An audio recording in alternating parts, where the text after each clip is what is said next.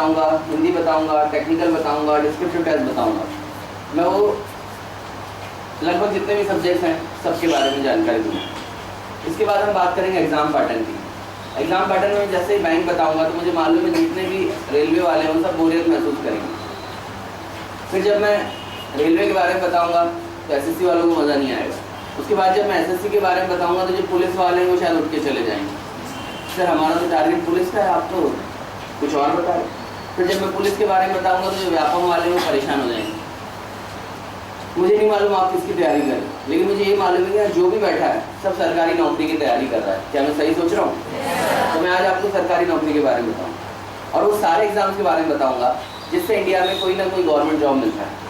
उन सारे exam pattern के बारे में बताऊँगा जिससे इंडिया में कोई ना कोई गवर्नमेंट जॉब मिलता है। इसके बाद हम बात करेंगे ऑफलाइन पेपर की। पेपर हमेशा दो तरह का होता है, एक होता है ऑफलाइन और दूसरा होता है ऑनलाइन।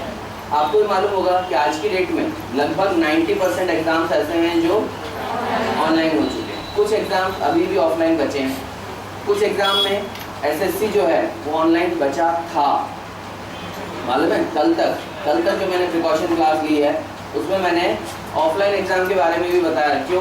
क्योंकि जो एसएससी का एग्ज़ाम है जो अगस्त में होने वाला है, एसएससी कंबाइंड ग्रेजुएट लेवल का एग्ज़ाम, वो ऑफलाइन ही होना था, लेकिन कल शाम को 5 बजे वो चीज़ चेंज हो गई। मतलब कल के पहले तक मैं ऑफलाइन तो ऑनलाइन तो बता ही रहा था, साथ में ऑफलाइन भी बता रहा था, लेकिन आज शायद मैं ऑफलाइन नहीं बताऊँ क्योंकि अब मेरे ख्याल से कोई भी ऐसा एग्ज़ाम नहीं है जो ऑफलाइन हो।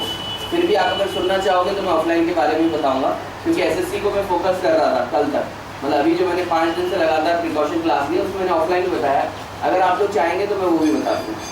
इसके बाद हम बात करेंगे क्वालिफाइंग। बहुत सारे लोगों को अलग अलग धारणा है, कितने नंबर ले आएँ कि हम पास हो जाएं, कितना कट ऑफ जाएगा, कितने पर हमारा सिलेक्शन हो जाएगा, कितने हम कम से कम कर लें कि हम पास हो जाएंगे। ये सारे जो बातें हैं अलग अलग बातें हैं, अलग अलग लोगों के विचार हैं। तो इसके बारे में हम बात करेंगे कितने नंबर ले आएँ कि हम पास हो जाएं। इसके बाद हम बात करेंगे माइनस मार्किंग की। वाकई में माइनस मार्किंग के बारे में बात करना बहुत ज़रूरी है क्योंकि बहुत खतरनाक चीज़ होती है। ये वो चीज़ है जो हमें फेल करा सकती है, इसलिए माइनस मार्किंग के बारे में बात करना बहुत ज़रूरी है। फिर हम बात करेंगे कुछ ऐसी फैसिलिटीज़ जो ये कोचिंग आपको दे रही है, कुछ ऐसी फैसिलिटीज़ जो आपके दोस्त आपको दे रहे हैं, कुछ ऐसी चीज़ें जो आपके पेरेंट्स आपको दे रहे हैं, कुछ ऐसे हैं जो आपके साथी दे रहे हैं, कुछ सीनियर्स दे रहे हैं, कुछ जूनियर्स दे रहे हैं, कुछ ये माहौल दे रहा है। लेकिन शायद वो माहौल के बारे में या इन फैसिलिटीज़ के बारे में हमें मालूम नहीं है, या तो मालूम होते हुए भी सही तरीका नहीं मालूम और सही तरीका भी मालूम होते हुए हम शायद आंख बंद कर रहे हैं कि ऐसी फैसिलिटीज़ कौन सी हैं जिससे हमारे सिलेक्शन बढ़ रहे हैं लेकिन हम वो फैसिलिटीज़ अवेल नहीं कर पा रहे, उनके बारे में बताएंगे। फिर एक मोटिवेशनल का छोटा सा लेक्चर रहेगा, छोटा सा मोटिवेशनल का एक बाइट रहेगा और वो मोटिवेट मैं नहीं करूँगा, मैं आप में से ही कुछ लोगों को बुलाऊंगा और वो लोग आपको मोटिवेट करेंगे। क्योंकि मैं मोटिवेट करूँगा तो आपको लगेगा अरे ये तो समझा रहा है और यही मोटिवेट कर रहा है, लेकिन जो पड़ोसी आपके बगल में बैठा हुआ है वो अगर आके आपको मोटिवेट करेगा तो आपको लगेगा हाँ यार इसने जब कर लिया, इसने जब एग्ज़ाम निकाल लिया तो मैं क्यों नहीं निकाल सकता। और ध्यान रखिएगा वो जब भी मोटिवेट करने आएगा तो देखना जो चीज़ें आज मैंने बताई ना उनमें से एक ना एक चीज़ वो बता के जाएगा, यार मैंने ये किया था इसलिए मैं पास हो गया, इनमें से मैंने ये किया था इसलिए मैं पास हो गया, इनमें से मैंने ये किया था इसलिए मैं पास हो गया। देखिए इसके बाद इस पूरी प्रिकॉशन क्लास का जो निचोड़ है उसको कहते हैं स्टेट, कि हम किस स्टेट से एग्ज़ाम दे रहे हैं, ये सबसे इम्पोर्टेंट है। सब लोगों ने एक भेड़चाल बना ली कि हम जहाँ रह रहे हैं हमें वहीं से फॉर्म भरना है, हम भोपाली हैं तो हमें भोपाल से ही फॉर्म भरना है, भोपाल से हमारी नौकरी लग जाएगी, ऐसा बहुत लोगों की धारणा है।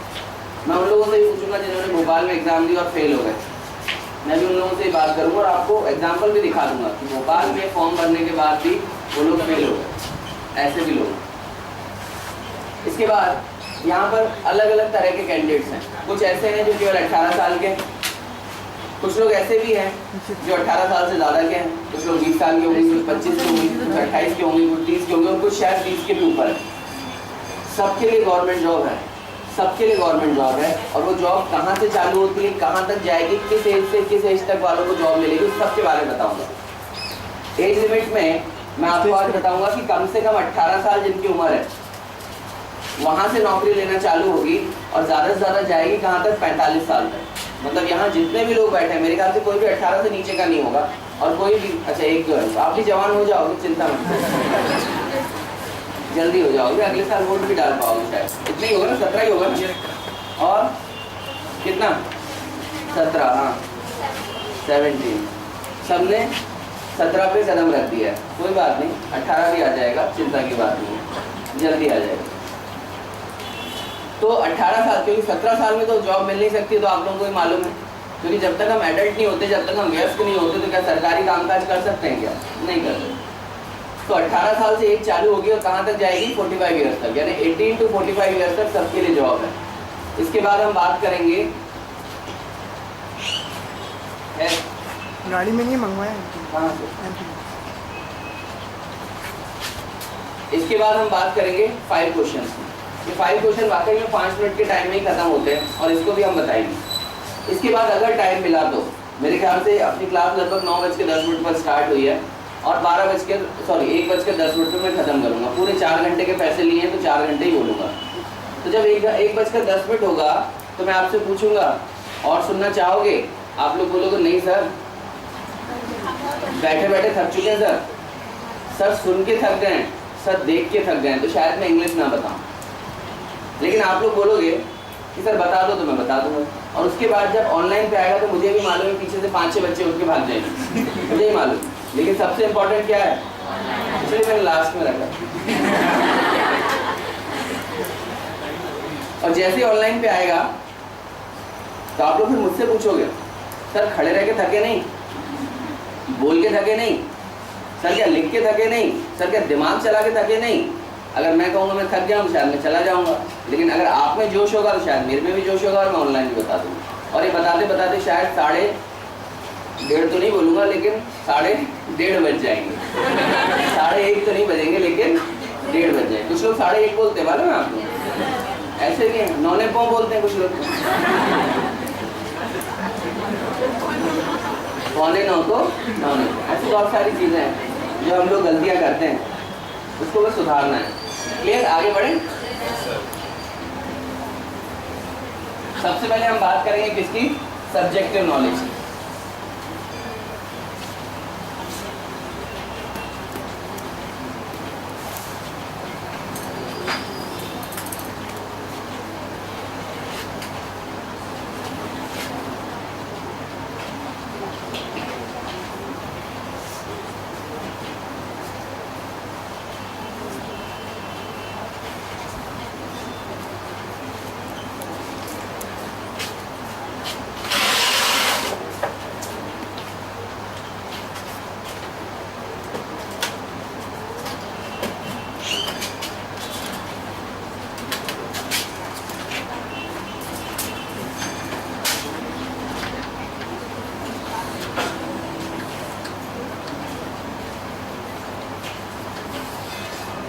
Subjective knowledge.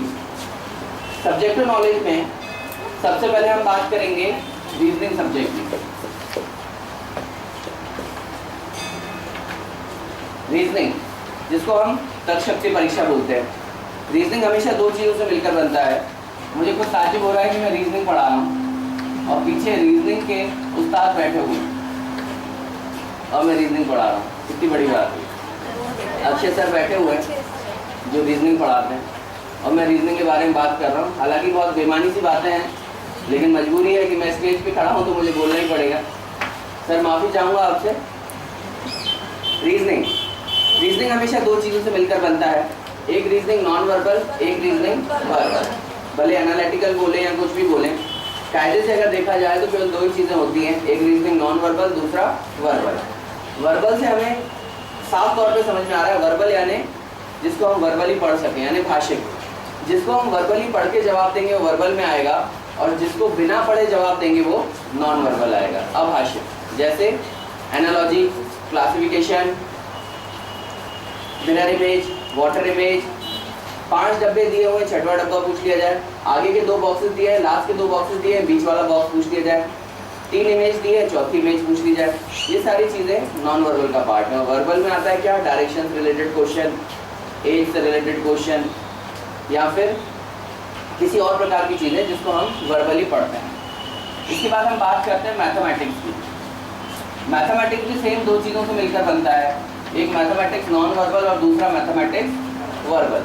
हमें भी यही 2 चीज़ें पढ़नी है, एक नॉन वर्बल, वर्बल। फिर से वही वर्बल यानी जिसको हम वर्बली पढ़ें, जैसे simple interest, compound interest, ratio proportion, partnership, mensuration, ये सब वर्बल का पार्ट है।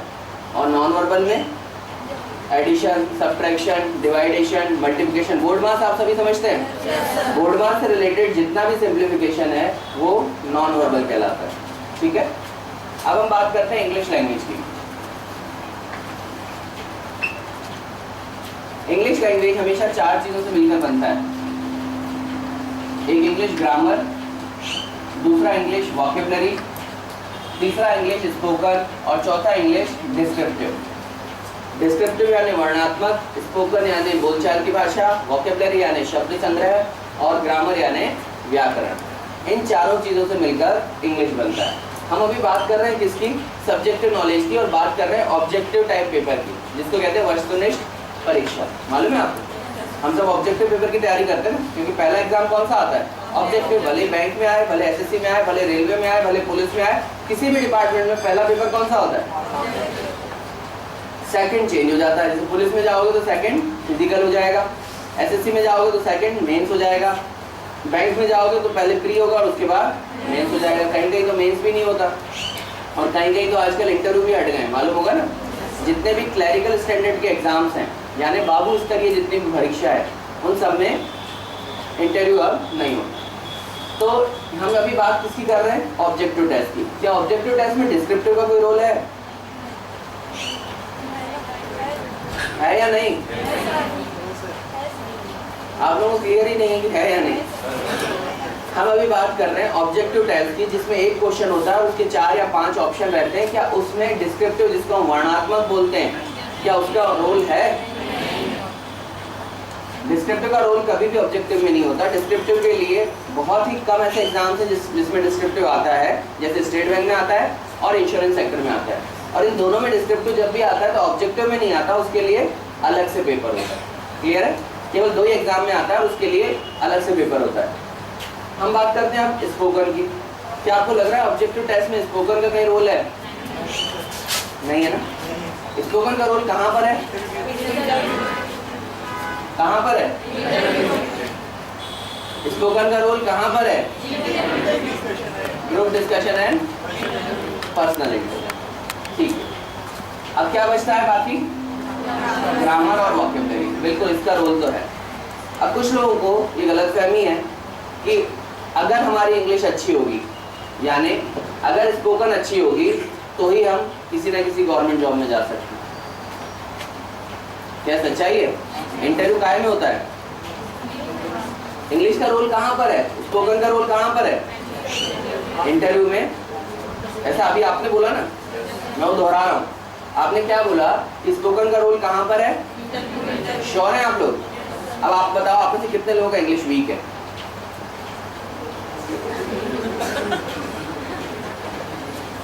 समझ में आ रही मेरी बात?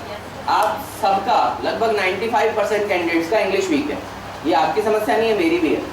और ये केवल आप और मेरी नहीं है, ये पूरे मध्य प्रदेश की है। और ये केवल मध्य प्रदेश की नहीं है, ये यूपी की भी है, और ये पूरे बिहार की भी है। मालूम है बात आपको? सबसे ज्यादा कॉम्पिटिटिव एग्जाम की जो तैयारी होती है 3 राज्यों में होती है, बिहार, यूपी और एमपी। सबसे ज्यादा वीक पॉइंट इन तीनों स्टेट में क्या है? और सबसे ज्यादा बच्चे इन तीनों स्टेट से ही पास होते हैं। सोचो, अगर स्पोकन का रोल होता, क्या पास हो पाते? मैं आपसे पूछ रहा हूँ, इंटरव्यू अगर मैं बोलूँ आपका इंग्लिश में होगा, देने जाओगे? अगर जाओगे भी तो क्या दे पाओगे? आती नहीं है इंग्लिश तो क्या दोगे? समझ रहे हो मेरी बात? नहीं दे पाएंगे। सोचो, हम किसकी तैयारी कर रहे हैं अभी? गवर्नमेंट जॉब की। मैं प्राइवेट सेक्टर की बात नहीं कर रहा, मैं बात किसकी कर रहा हूँ? गवर्नमेंट सेक्टर की। ये गवर्नमेंट सेक्टर जो हिंदुस्तान में है और हिंदुस्तान की सरकार चलाती है गवर्नमेंट, ये तो मालूम है ना आपको। गवर्नमेंट के जितने भी डिपार्टमेंट हैं, गवर्नमेंट के जितने भी विभाग हैं, कौन चलाता है? हिंदुस्तान की सरकार। हिंदुस्तान की सरकार जहाँ हिंदी चलती है और उसी पे सरकार बेस्ड है, कि आपको लगता है कि वो हिंदुस्तान की सरकार आपको बोलेगी कि पहले अंग्रेजी सीखो, फिर हम हिंदुस्तानी सरकार के जो विभाग है उसमें नौकरी देंगे? सोच के देखो, क्या सच्चाई है? नहीं है। फिर भी हमें लगता है कि अगर हम इंग्लिश में इंटरव्यू देंगे तो हमें ज़्यादा नंबर मिलेंगे। इंग्लिश केवल उतना ज़रूरी है जितने में हम पेपर निकाल लें। इंग्लिश जब भी हम गवर्नमेंट सेक्टर के एग्जाम देने जाते हैं, तब सब्जेक्ट में एक सब्जेक्ट इंग्लिश होता है क्योंकि इंग्लिश भी ज़रूरी है, लेकिन इंग्लिश हाईफाई नहीं होनी चाहिए, बेसिक नॉलेज होना चाहिए इंग्लिश का, और इंग्लिश में केवल कट ऑफ निकालना है, क्वालिफाई करना है, दैट्स इट। इसके बाद होता है इंटरव्यू। इंटरव्यू जो हम देने जाते हैं गवर्नमेंट सेक्टर का, तो इंटरव्यू देने के पहले वो आपसे एक बायोडाटा फॉर्म भरवाते हैं, और बायोडाटा फॉर्म पे मेंशन रहता है कि आप इंटरव्यू हिंदी में देना चाहोगे या अंग्रेजी में देना चाहोगे। 100% श्योर हूँ मैं, इंटरव्यू के पहले लिखा रहता है कि आप हिंदी में दोगे या इंग्लिश में। अगर आप इंग्लिश लिखोगे तो 2 तरह की पैनल बनी रहती है, एक हिंदी मीडियम वालों की, एक इंग्लिश मीडियम वालों। अगर आप हिंदी में इंटरव्यू देना चाहते हो तो हिंदी के पैनल में बिठाएंगे, अगर आप इंग्लिश में इंटरव्यू देना चाहते हो तो इंग्लिश की पैनल में। और कभी कभी तो पैनल एक ही होती है, पैनल समझते हो ना, 4 लोगों का समूह जो आपसे इंटरव्यू लेता है। अब कोई पैनल ऐसी भी होती है जो एक ही होती है, और वो इतने सक्षम होते हैं कि हिंदी में भी बात कर रहे हैं और इंग्लिश में भी, तो हमें वहाँ पर भी भेज सकते हैं, लेकिन जो आपने लिखा है उसके अनुरूप ही वो आपसे सवाल करते हैं, हिंदी में तो हिंदी में, इंग्लिश में तो इंग्लिश में। क्लियर हो रही मेरी बात? अब आप लोगों से पूछो, जिन लोगों ने अभी 95%, यहाँ लगभग 250 लोग बैठे हैं, उनमें से मैं लगभग 245 लोगों से बात कर रहा हूँ जिन लोगों ने अभी ये बोला कि हमारा इंग्लिश वीक है। अगर मेरा इंग्लिश वीक है और मैं इंटरव्यू में इंग्लिश में बात करूँगा तो 2 चीज़ें होंगी। एक तो ये कि जो चीज़ मैं उनको समझाना चाहता हूँ, जो एक्सप्रेस करना चाहता हूँ, क्या वो कर पाऊँगा, अपनी बात उनके सामने रख पाऊँगा, शायद उस बेहतरीन तरीके से नहीं जितना मैं हिंदी में रख पाऊँ। तो एक नेगेटिव पॉइंट ये हो गया कि मैं उनको समझा ही नहीं पाऊँगा। दूसरी चीज़ ये कि अगर मेरा इंग्लिश अच्छा नहीं होगा और फिर भी मैं इंग्लिश में बात करूँगा तो या तो वोकैबुलरी की मिस्टेक करूँगा या तो मैं ग्रामेटिकल मिस्टेक करूँगा, तो कहीं ना कहीं इसका भी फर्क पड़ेगा कि नहीं।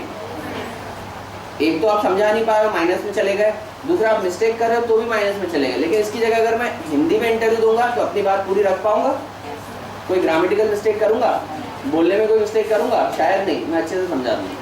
तो कहीं ना कहीं हिंदी में अगर मेरा अच्छा है तो मैं हिंदी में इंटरव्यू दूंगा तो मुझे मार्क्स अच्छे मिलेंगे, और मेरा अगर इंग्लिश अच्छा नहीं है और इंग्लिश में इंटरव्यू दूंगा तो मार्क्स अच्छे नहीं मिलेंगे। क्लियर हो रही? अब बचता क्या है, 2 चीज़ें, ग्रामर और वोकैबुलरी। अगर ऑब्जेक्टिव टेस्ट पास करना है तो केवल इन 2 ही चीज़ों को पढ़ना है। कौन सा? एक ग्रामर और दूसरा वोकैबुलरी। क्या चालू करो?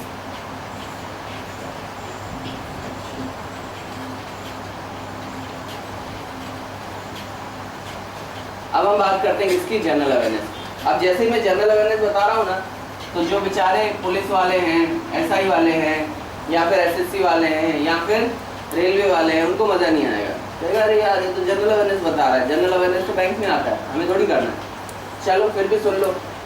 जनरल अवेयरनेस, जनरल अवेयरनेस का मतलब होता है प्योरली करंट अफेयर्स, और करंट अफेयर्स में आता है national news, international, political, sports, money, banking, finance and economics.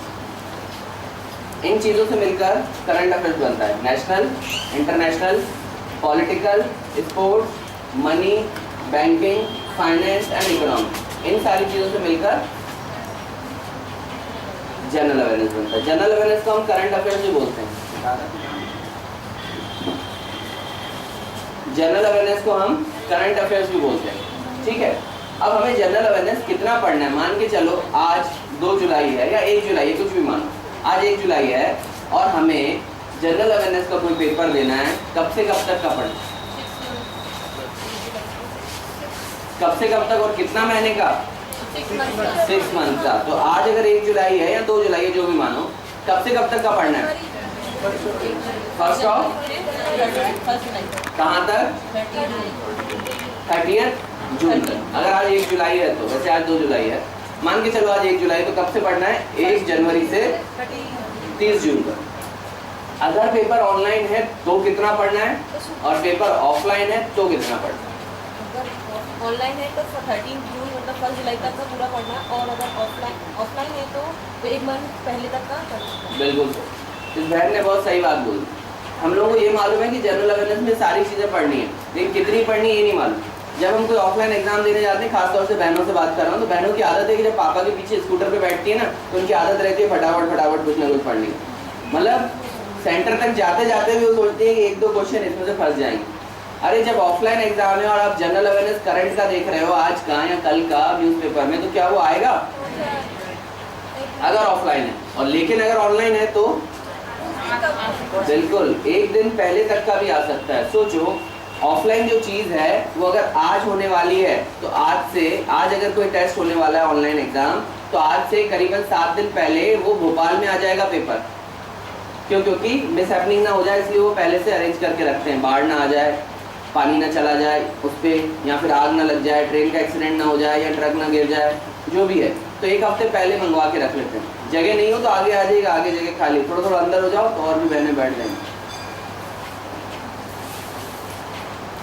Clear हो रही है मेरी बात? इसलिए एक हफ्ते पहले आएगा। जो चीज़ एक हफ्ते पहले भोपाल आ जाएगी, उसके भी एक हफ्ते पहले हेड ऑफिस से चलना चालू हुई होगी। हेड ऑफिस यानी बॉम्बे। ठीक है, आ जाओ विशाल, इसको साफ तो कर दो थोड़ा, बोर्ड को नीचे। एक हफ्ता पहले कहाँ से चालू हुई होगी?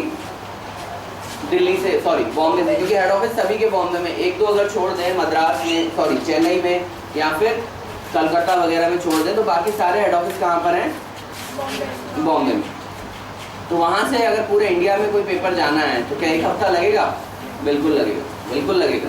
कितनी दूर दूर है? एक कोचीन है, एक जम्मू कश्मीर है, और स्टेट बैंक वगैरह की तो ब्रांचेज अंडमान एंड निकोबार में भी है। मालूम है आपको? अंडमान निकोबार में क्या कैसे जाते हैं? यहाँ तो ऐसे जाते हैं, यहाँ ऐसे जाते हैं। चल के कोई थोड़ी जाएगा, यहाँ बस ट्रेन में थोड़ी जाते हैं। तो ये सारी चीज़ें टाइम लगती हैं। इसके बाद हम बात करेंगे किसकी? जो चीज़ 2 हफ्ते पहले वो छपने में गई, सॉरी जो चीज़ 2 हफ्ते पहले वहाँ से चली और 1 हफ्ते पहले भोपाल आई, उसके पहले छपने गई होगी। और एक दो चीज़ें थोड़ी छपती हैं, करीबन 2-3 लाख कॉपीज छपती हैं। क्या उसमें 1 हफ्ता चाहिए? कितना पीछे हो गए? 3 हफ्ता। कोई बात नहीं, दोबारा लिख देंगे, कोई बात नहीं। जो चीज़ 1-2 हफ्ते पहले, 3 हफ्ते पहले छपने गई होगी, उसके पहले वो टाइप हुई होगी, लिखा गया होगा, करेक्शन चेक किए होंगे। ये सारी चीज़ों में कितने पीछे पहुंच गए हम? लगभग 4 हफ्ता पीछे। तो 4 हफ्ता पीछे यानी कम से कम 1 महीना पहले वो पेपर बना होगा। तो सोचो, आज अगर 1 जुलाई है और 1 जुलाई को कोई एग्ज़ाम होना है, तो क्या उसमें जून की न्यूज़ आएगी? फिर से पूछ रहा हूँ, ऑनलाइन एग्ज़ाम का तो आपने बता दिया 1 जनवरी से 30 जून। अब बताइए ऑफलाइन एग्ज़ाम में कब से कब तक का पढ़ना है? 31 दिसंबर से पढ़ना है। 1 दिसंबर से। और कब तक पढ़ना है? 31 मई। बिल्कुल, क्लियर हुआ? अब जनरल अवेयरनेस में एक और चीज होती है, तो क्या होती है?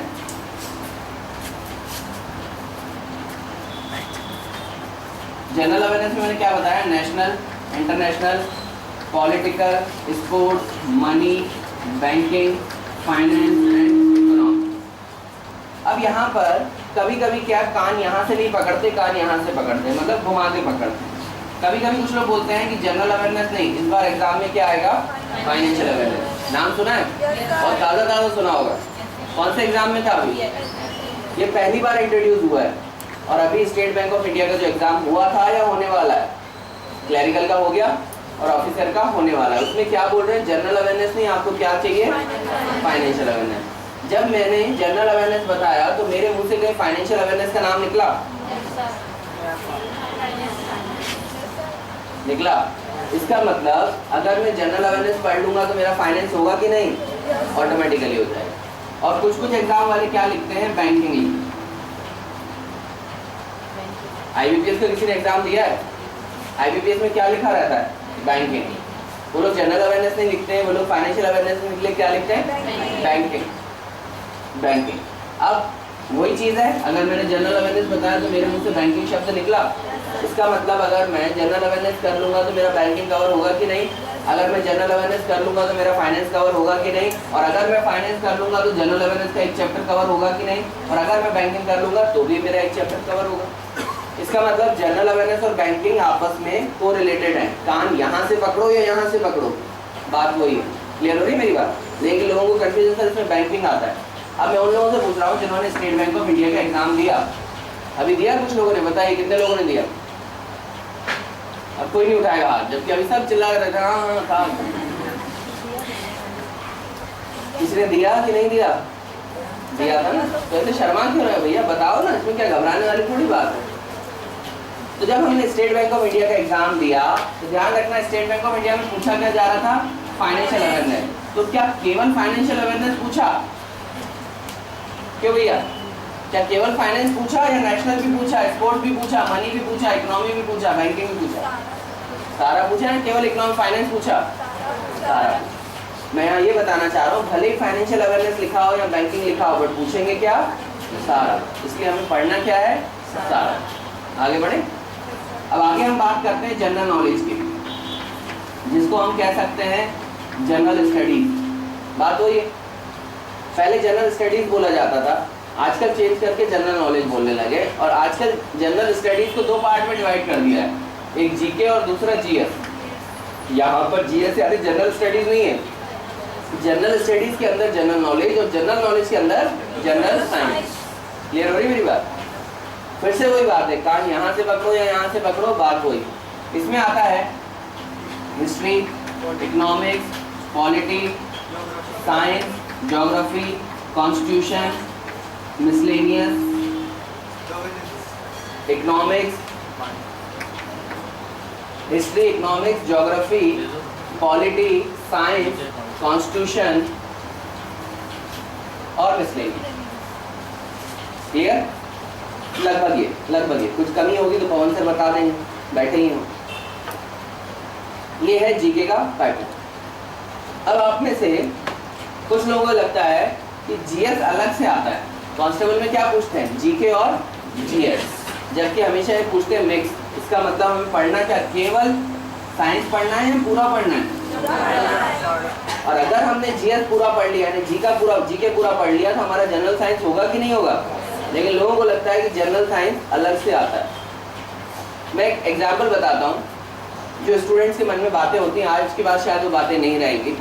मैंने सर को बोला कि सर इस बार जो एग्ज़ाम है ना उसमें जीएस भी आ रहा है, अलग से आ रहा है जनरल साइंस, और बच्चे डिमांड कर रहे हैं जनरल साइंस की क्लास लगाओ। तो सर ने क्या बोला, सर मैं जो जीके पढ़ा रहा हूँ उसमें मैं जनरल साइंस भी पढ़ाता हूँ, मैं हिस्ट्री भी पढ़ाता हूँ, इकोनॉमिक्स भी पढ़ाता हूँ, पॉलिटिक्स भी पढ़ाता हूँ, सब पढ़ाता हूँ। तो मैंने कहा सर बच्चे तो बोल रहे हैं कि जनरल साइंस अलग से एक सब्जेक्ट है। कहाँ, वाकई में अलग से है, लेकिन वो इसी का ही तो एक पार्ट है, कुछ अलग से थोड़ी है। मैंने कहा नहीं सर एक अलग से क्लास है, और मैंने क्लास लगवा दी, सर से जिद करके मैंने क्लास लगवाई। थोड़े दिन पहले मैं एक बंदे से मिला जिसका नाम है शंभू शरण आदेश। प्रतियोगिता किरण का नाम सुना है आपने? उसका मालिक है वो मैगजीन का। मेरा अभी पटना जाना हुआ तो मैं उनसे मुलाकात की, मेरे बहुत अच्छे मित्र हैं। तो मैंने उनसे पूछा कि सर मैं एक बार मार्केट में किताब खरीदने गया था, तो मैंने बोला कि मुझे रेलवे की किताब दे दो, तो उन्होंने रेलवे की किताब दे दी जिसमें लिखा था all exam, railway all exam. मैं जब वो किताब खरीद रहा था, यही जवाहर चौक पे एक विजय बुक स्टॉल है, मैं वहीं से खरीद रहा था। उसके बाद एक लड़की आई, उसने बोला मुझे रेलवे की किताब दे दो, तो उन्होंने भाई साहब ने निकाल के दे दी, वही जो मुझे दी थी ऑल एग्जाम। उन्होंने कहा नहीं मैंने एएसएम का फॉर्म भरा है, मुझे एएसएम की किताब चाहिए, तो उन्होंने एएसएम की निकाल के दे दी। थोड़ी देर बाद एक दूसरा लड़की आई और उसने बोला मुझे कमर्शियल क्लर्क की किताब चाहिए, उन्होंने कमर्शियल क्लर्क नाम की किताब दे दी। मैंने कहा अच्छा ये भी नया टाइटल आया, जरा दिखाइएगा। तो मैंने एएसएम की किताब उठाई और कमर्शियल क्लर्क उठाई और अंदर से खोली तो बिल्कुल सेम थी, जो मैंने किताब ली वो और वो सेम थी। तो मुझे बात याद है, मैंने उनके मालिक से पूछा, शंभू शरण आदेश से, कि सर आप ये क्या कर रहे हो, आप पागल बना रहे हो? कह रहा जब जनता खुद पागल बनना चाह रही तो हम क्यों ना बनाए। ये हकीकत है। लोगों को क्या लगता है जो चीज़ लिखी हुई है ना वो ही आएगी। मतलब मैंने स्टेशन मास्टर का फॉर्म भरा है तो मुझे किताब पे क्या लिखा होना चाहिए? Station master. अगर उसमें स्टेशन मास्टर लिखा है इसका मतलब वो स्टेशन मास्टर में आएगी। क्या है? हकीकत है। रेलवे में स्टेशन मास्टर की वैकेंसी अलग, गुड्स गार्ड की अलग, ट्रैफिक अप्रेंटिस की अलग, सबके लिए अलग अलग। और आप लोग फॉर्म भरते समय मेंशन भी करते हो हमें इस पोस्ट के लिए भरना है, लेकिन उसके बाद भी क्या एग्जाम अलग अलग होते हैं? एग्जाम एक ही होता है और पूछेंगे वही जो कॉमन पूछेंगे और पूछेंगे वही जो अलग अलग पूछेंगे। लेकिन हम लोगों को लगता है हमने जो पद भरा है ना उस पद का नाम अगर किताब पे होगा, बैठ जाओ, कहीं काम है क्या? कहीं जाना मत, बैठ जाओ, आराम करो, देखो कैसे पढ़ाता हूँ। ठीक है, अगर अलग अलग होगा तो हमें अलग अलग किताब चाहिए। उसी प्रकार से मैंने जीएस की क्लास अलग से तो लगवा दी, लेकिन पढ़ाते तो पहले से ही वही थे और आज भी वही पढ़ा रहे हैं, वही बायो, वही केमिस्ट्री, वही फिजिक्स, कोई अंतर नहीं। लेकिन हम लोगों को अंतर लगता है, हम लोगों को अंतर लगता है। थोड़े दिन पहले एक लड़का आया मेरे पास, सर हम कांस्टेबल के लिए आए हैं, आप लोग तो बैंक का पढ़ा रहे हैं। मैंने कहा कांस्टेबल में क्या आता है? गणित आती है 10वीं की। बैंक में क्या आता है? गणित आती है 10वीं की। रेलवे में क्या आता है? गणित आती है 10वीं की। एसएससी में क्या आता है? गणित आती है 10वीं की। तो हम भी तो गणित आती है 10वीं की तो पढ़ा रहे हैं और क्या पढ़ा रहे हैं? कुछ नया पढ़ा रहे हैं क्या? नहीं सर इसका लेवल हाई है। मैंने कहा कैसे हाई है भाई बता? उन्होंने बोला सर कांस्टेबल जो होता है ना उसमें केवल 10वीं की गणित आती है। मुझे फिर ताज्जुब हुआ। मैंने कहा हर एग्जाम में 10वीं की ही गणित आती है, मालूम है क्यों? क्योंकि जो भी कॉम्पिटिटिव एग्जाम्स रहते हैं उसमें कभी भी कोई सब्जेक्ट स्पेसिफाइड नहीं रहता, मालूम है? कॉमर्स वाले भी भरते हैं, आर्ट्स वाले भी भरते हैं, साइंस वाले भी भरते हैं। अब मुझे बताओ जो आर्ट्स वाला होगा उसने 10वीं के बाद कभी गणित पढ़ी होगी? कॉमर्स वाले ने पढ़ी होगी, लेकिन मैथ्स वाले ने पढ़ी होगी। तो अगर वो 12वीं की गणित देंगे तो क्या कॉमर्स वाला कर पाएगा? आर्ट्स वाला कर पाएगा? तो देंगे किसकी? हर एग्जाम में 10वीं की देंगे, हर एग्जाम में 10वीं की देंगे। और हमें पढ़नी क्या है? तो 10वीं की तो पढ़नी है, केवल 10वीं की पढ़नी। और ये सोचो 10वीं में मैं मानता हूँ, 10वीं में मान के चलो एक चैप्टर है सिंपल इंटरेस्ट, ये भी 10वीं में आता है, यही कांस्टेबल में आता है, यही बैंक में आता है, यही एसआई में आता है, यही एसएससी में, सब में आता है। बस ये होगा कि एक इजी क्वेश्चन होगा, एक उससे थोड़ा टफ होगा, एक उससे भी टफ होगा और एक उससे भी टफ होगा। हम यहाँ क्या कराते हैं? पहले इजी कराते हैं, फिर थोड़ा सा टफ, फिर टफ, फिर टफ, मतलब हमने सारे करा दिए। इसका मतलब अगर आप हायर लेवल की पोस्ट पे कभी जाओगे तो आपको टफ काम आएगा, अगर उससे एवरेज पोस्ट पे जाओगे तो आपको एवरेज वाला काम आएगा, और अगर लोअर लेवल की पोस्ट पे जाओगे तो आपको लोअर काम आएगा। तो अब कांस्टेबल वाला क्या बोलता है कि मुझे सर केवल लोअर पढ़ा दो। अगर थोड़ा सा भी हाई क्वेश्चन आ गया तो क्या मैं कर पाऊंगा? क्योंकि मैंने तो पढ़ा ही लोअर। और मैं उन्हीं कांस्टेबल वालों से बोल रहा हूँ कि कांस्टेबल में क्या क्वालिफिकेशन थी? ग्रेजुएशन। क्या थी? ग्रेजुएशन और 12। आप में से ऐसे बहुत सारे लोग होंगे जो ग्रेजुएट हैं और वो अब एसआई का भी फॉर्म भरने जा रहे हैं। कितने लोग ऐसे हैं जो कांस्टेबल एसआई दोनों का भर रहे हैं? ये एग्जाम्पल है। इतने लोग ऐसे हैं जो कांस्टेबल के लिए भी भर रहे हैं और एसआई के लिए भी भर रहे हैं। अब सोचो कि कांस्टेबल का लेवल और एसआई के लेवल में अंतर होगा कि नहीं? होगा कि नहीं? अगर हम दोनों पढ़ाएंगे तो हमारा स्टूडेंट दोनों के लिए लायक होगा कि नहीं? लेकिन हम फोकस केवल एक चीज पर करेंगे तो क्या दोनों के लिए लायक हो सकता है? नहीं हो सकता। इसीलिए कभी कभी हम लोग टाइम पे कोर्स कवर भी नहीं कर पाते। क्यों नहीं कर पाते? अगर मैंने कांस्टेबल पढ़ाना है तो मैं दावे से बोल रहा हूँ कि मैं 2 महीने के अंदर पूरा कांस्टेबल फिनिश करा सकता हूँ। सबको शिकायत क्या होती है कि सर जो जीके का कोर्स है ना पवन सर, वो कभी भी 4 महीने में पूरा नहीं कर पाते। मेरे पास कितनी शिकायतें आती है, आप लोग अपने आप से पूछो क्या 4 महीने में जीके हो पाया है आपका? पवन सर कैसा पढ़ाते हैं? कैसा पढ़ाते हैं? समझ में आ रही है? फिर भी वो इंसान 4 महीने में आपका कोर्स ही कवर नहीं कर पा रहा तो बहुत अच्छा पढ़ के क्या कर लोगे? 4 महीने में जीके कैसे कंप्लीट हो सकता है? बिल्कुल, ये औरत मेरे मतलब ये लड़की बहुत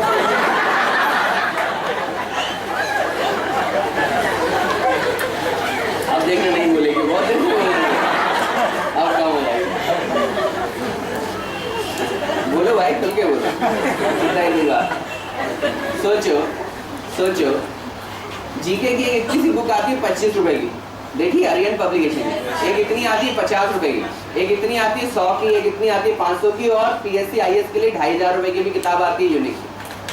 सब में क्या रहता है? और वही तो जीके पढ़ाना है।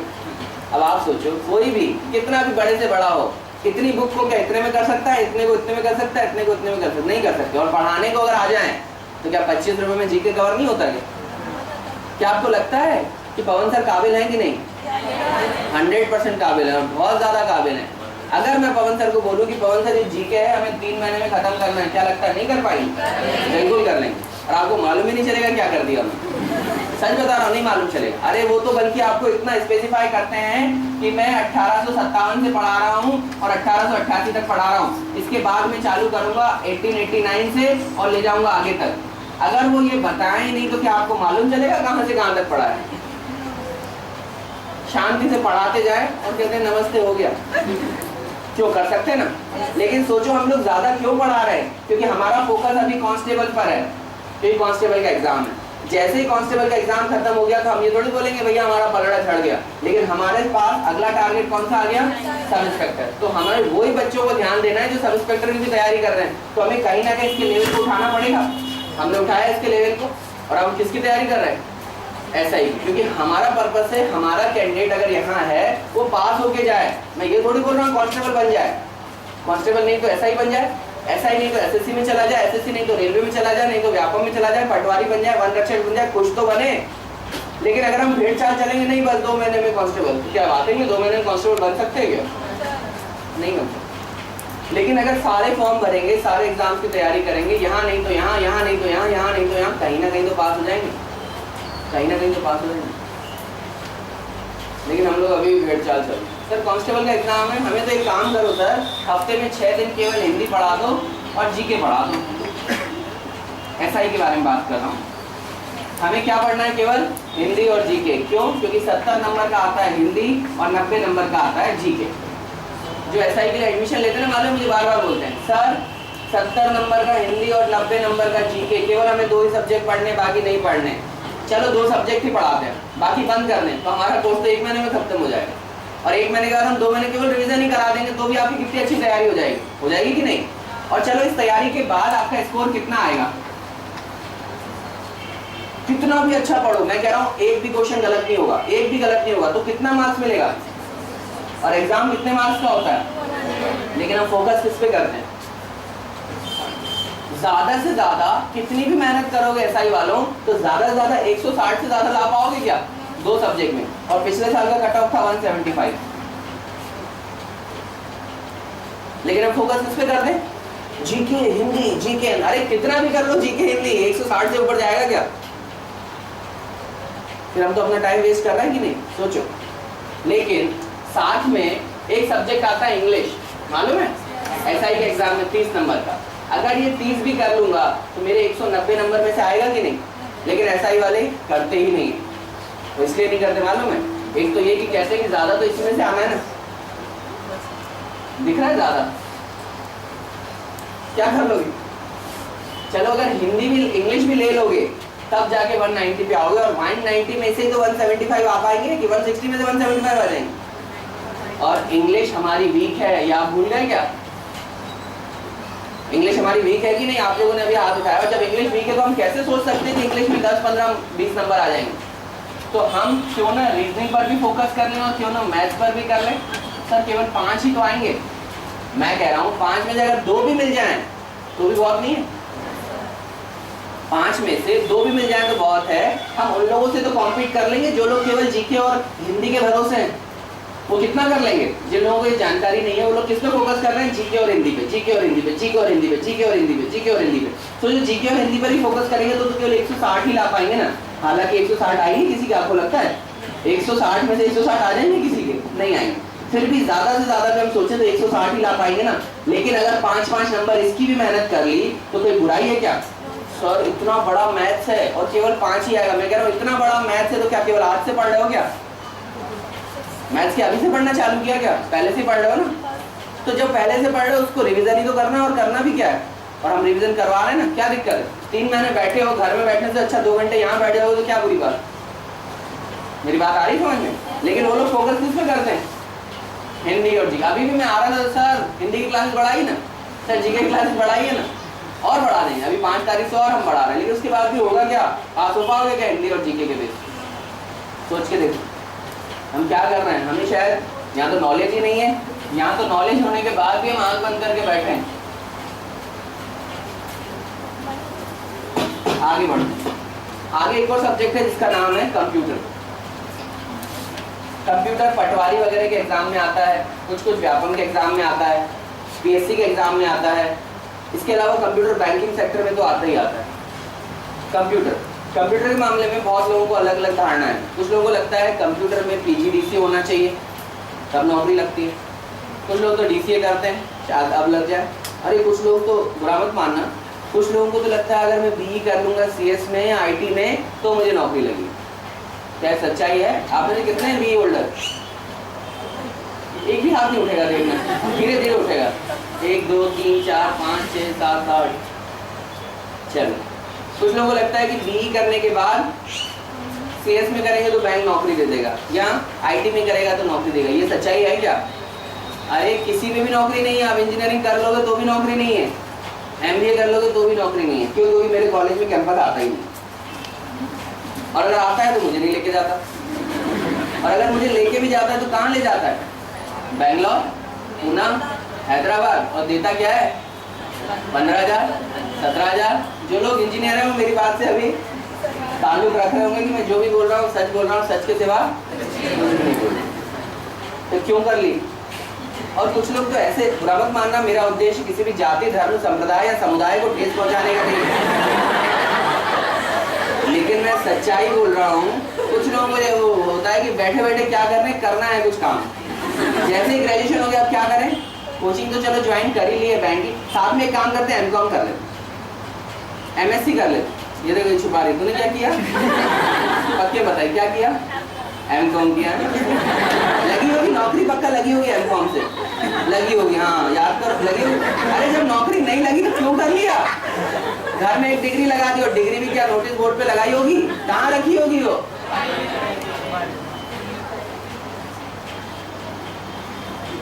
क्यों कर लिया? क्यों कर लिया एमएससी?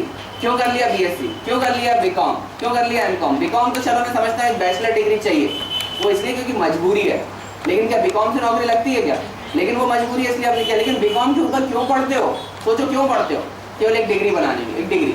अरे मैं कह रहा हूँ बीकॉम के ऊपर एमबीए भी कर लोगे तो भी नौकरी नहीं मिलेगी। मेरा तो खुद का एमबीए कॉलेज है, मुझसे पूछो ना। एमबीए करने के बाद भी नौकरी नहीं है आज की डेट में। और मैं दावे से बोल रहा हूँ, आप में से ऐसे बहुत सारे लोग होंगे जो बीई करके, एमबीए करके, या बहुत सारे ऐसे लोग होंगे जो प्राइवेट जॉब करके आज छोड़ के तैयारी कर रहे होंगे। क्यों? कितने लोग हैं बताओ, एग्जाम्पल दो अपने जूनियर्स को। 1 2 3 4 5। ये वो लोग हैं जो इन सारी चीजों से गुजर चुके हैं। डिग्री भी ले ली, नौकरी भी कर ली, आज नौकरी से छोड़ के उस नौकरी से परेशान होकर गवर्नमेंट जॉब कर रहे हैं। क्यों? क्योंकि प्राइवेट नौकरी प्राइवेट ही होती है, कभी गवर्नमेंट की तरह मजा नहीं देती। लेकिन आज हमारे पास अगर टाइम है गवर्नमेंट जॉब का तो हम मजाक में उड़ा रहे हैं। पार्किंग में खड़े होकर, बार बार नीचे ऊपर होकर, घर जाकर, वापस आकर, घूमने जाकर, कैलाश खेर का प्रोग्राम देखकर, या फिर सैटरडे नाइट फुल टाइम, अभी जाएंगे ना, मूवी है आज रात की, कल संडे है, कल सुबह वाला शो देखेंगे, सस्ता पड़ता है 50-60 रुपए की टिकट। अरे ये सब में तो पूरी जिंदगी पड़ी है ना। लेकिन अभी अगर आपने मेहनत कर ली ना, उन लोगों से पूछो जो बेचारे जॉब करके परेशान होकर छोड़ के आ जाए। लेकिन हमें लगता है मिली तो मिली, नहीं तो प्राइवेट नौकरी कर लेंगे, तो शादी कर लेंगे, कुछ ना कुछ तो करेंगे। बहुत सारे लोगों के मन में बात। सोचो हमने पढ़ाई इसलिए की है क्या?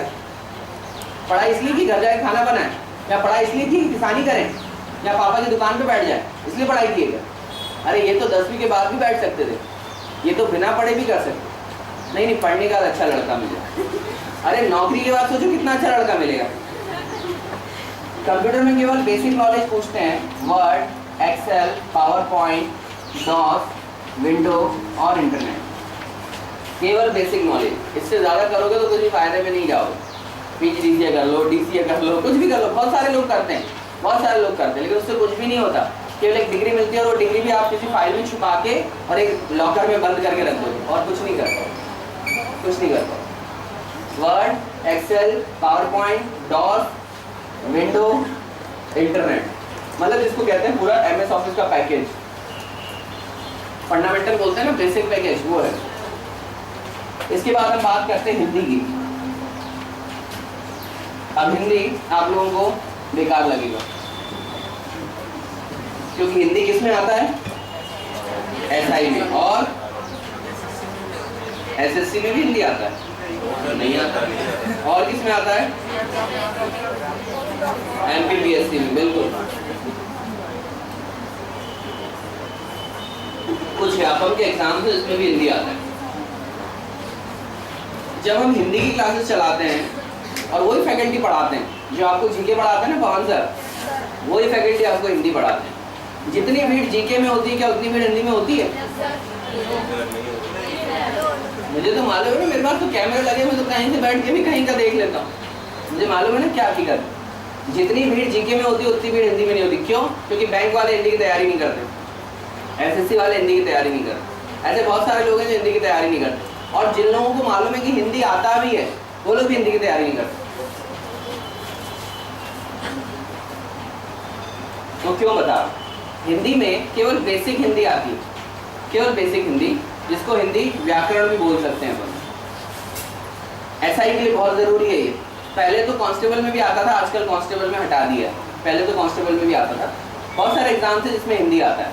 हिंदी एक ऐसा सब्जेक्ट है जिसपे अगर हमने कमांड बना ली तो शायद हम पास हो जाए। बैंक वाले कभी भी हिंदी की तैयारी नहीं करते। क्यों करते हो क्या? बैंक वाले किसको करते हैं? English, maths, reasoning. हिंदी हम कभी नहीं उठाते। मैथ्स, रीजनिंग और इंग्लिश में से सबसे वीक पॉइंट क्या है आपका? बताओ कितने लोगों का इंग्लिश वीक है? फिर से बताओ। लगभग सभी है। और फिर भी हम तैयारी किसकी करते हैं? रीजनिंग, मैथ्स और इंग्लिश। मतलब सबसे ज़्यादा तैयारी हम किसकी कर रहे हैं? इंग्लिश, क्योंकि सबसे ज़्यादा वीक हमारा यही। और बैंक वाले आपको बोल रहे हैं, या तो शायद आपको मालूम नहीं है, या तो आप मालूम होते हुए भी आंख बंद कर रहे हो। बैंक वाले आपको बोल रहे हैं कि हम एक ऐसा एग्जाम कराते हैं जिसमें हम इंग्लिश नहीं पूछते, हम क्या पूछते हैं? लेकिन हमें यहाँ तो मालूम ही नहीं है, हमारा इंग्लिश वीक है और उसके बावजूद भी हम तैयारी किसकी कर रहे हैं? इंग्लिश की। और हिंदी क्लास में बैठते ही नहीं है। दो रीज़न, या तो ये कि हमें मालूम ही नहीं कि बैंक में हिंदी आता भी है, या तो ये कि हमें ऐसा लगता है कि हमें हिंदी आता है। नहीं समझ में आया? बैंक का एक एग्जाम है जिसका नाम है IBPS RRB, यानी institute of banking personal selection का एक एग्जाम होता है जिसका नाम है रीजनल रूरल बैंक, यानी क्षेत्रीय ग्रामीण बैंक। ये भी बैंकों का ही पार्ट है। इस बैंक के एग्जाम में वो आपसे रीजनिंग, मैथ्स पूछते हैं, GA पूछते हैं, कंप्यूटर पूछते हैं और इंग्लिश और हिंदी ऑप्शन में पूछते हैं। यानी या तो इंग्लिश कर लो या तो हिंदी कर लो। और उनको भी मालूम नहीं चलेगा आपने हिंदी किया है कि इंग्लिश, क्योंकि 161 से 200 तक इंग्लिश के ऑप्शन होते हैं और सेम नंबर पे हिंदी के भी ऑप्शन रहते हैं। पहला नंबर अगर आप अंग्रेजी करोगे तो उसका आंसर 4 आएगा इंग्लिश में, और अगर हिंदी में करोगे तो उसका भी आंसर 4 आएगा। इसका मतलब या तो आप हिंदी कर लो या इंग्लिश कर लो, और उनको भी मालूम नहीं चलेगा। लेकिन फिर भी हम किसकी तैयारी कर रहे हैं? इंग्लिश की। हम हिंदी में बैठते ही, हम बैंक की तैयारी कर रहे हैं, उसके बावजूद नहीं बैठे। सोचो कितनी बड़ी गलती कर रहे हैं। और बोल क्या रहे हैं? हमारा इंग्लिश वीक है। और देखना थोड़ी देर बाद जब मैं सीनियर्स को बुलाऊंगा जो अभी सिलेक्ट हुए हैं, सब लोग बोलेंगे मेरा इंग्लिश बहुत वीक था, लेकिन फिर भी उसने पास किया। देखना ये बोलेगा, हर बंदा ये बोलेगा, जो पास हुआ ना वो भी यही बोलेगा मैं इंग्लिश में बहुत वीक था, मैं इंग्लिश में बहुत वीक, मैं इंग्लिश में बहुत वीक। और आप लोग भी इंग्लिश में वीक, ये सच्चाई। क्लियर हो रही मेरी बात? अब बताओ कितने लोग हिंदी की क्लासेस अटेंड करेंगे? करते ही हैं, जो नहीं करते हैं वो भी करें। ठीक है, क्लियर हुआ हिंदी के बारे में? कुछ लोगों को ये भी लगता है कि हिंदी हमें आती है। मैं आपसे पूछ रहा हूँ, हिंदी आपको आती है? मैं हिंदी कितनी अच्छी स्पीकर हूँ। स्पीकर हूँ से मतलब समझ रहे हो क्या? मेरी स्पोकन बहुत अच्छी है, तो क्या जरूरी है मेरी ग्रामर अच्छी होगी? मैं हिंदी बहुत अच्छी बोलता हूँ, तो क्या लग रहा है मेरी व्याकरण भी अच्छी होगी? लेकिन हमें लगता है कि हम तो इंग्लिश, हिंदी आती है, हमें हिंदी सिखाया है। ये हिंदी कैसे सिखा सकते हैं? हिंदी तो हमें आती है। पिछले साल तक मैं यहाँ पर एक और सब्जेक्ट जोड़ देता था और उसका नाम है मार्केटिंग। अब मार्केटिंग मैं नहीं जोड़ूंगा, क्यों? क्योंकि मार्केटिंग खत्म हो चुका है। केवल स्टेट बैंक ऑफ इंडिया के एग्जाम में मार्केटिंग पहले आया करता था, आजकल उस एग्जाम से भी मार्केटिंग हट गया। अब हम बात कर रहे हैं किसकी? टेक्निकल की। यहाँ जितने भी कैंडिडेट बैठे हैं सब अपने आप में टेक्निकल है। तो बोलता है सर मैंने BA किया है, हाँ तू भी टेक्निकल, BCom तू भी टेक्निकल, BSc तू भी टेक्निकल है, BE तू भी टेक्निकल है, IIT तू भी टेक्निकल है, ITI तू भी टेक्निकल है और MBA तू भी टेक्निकल है। कैसे हो बता? मान के चलो बैंक में वैकेंसी आई मार्केटिंग ऑफिसर, मालूम है बैंक में वैकेंसी आती है स्पेशलिस्ट ऑफिसर, उसमें आपने से किसी का MBA किया हुआ है?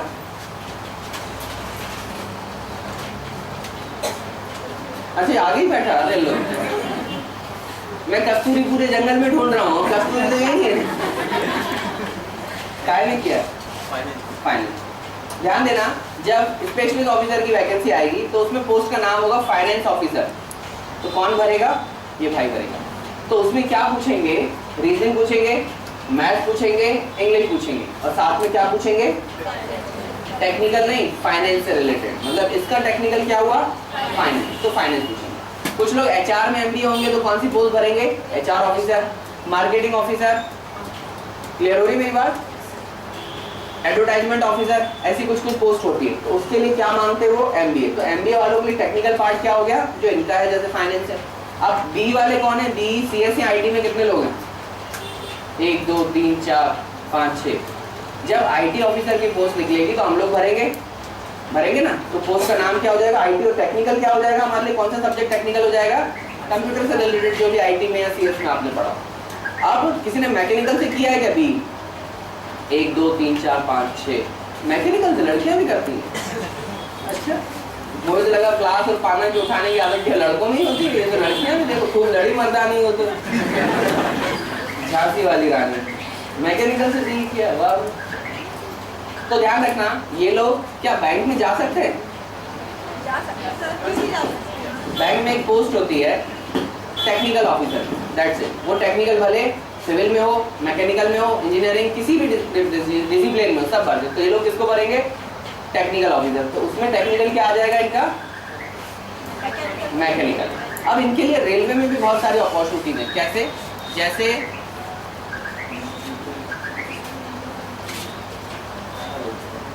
हेलो, रेलवे में जैसे वैकेंसीज हैं, वो वाला चालू है? दोनों लाए थे, एक लाए थे? कल नहीं लाए थे? कोई बात नहीं। रेलवे में जैसे वैकेंसीज होती हैं, सेक्शन इंजीनियर, जूनियर इंजीनियर, ये कुछ पोस्ट ऐसी होती हैं जो मैकेनिकल वाले भर लेंगे। ठीक है? अब आप में से कोई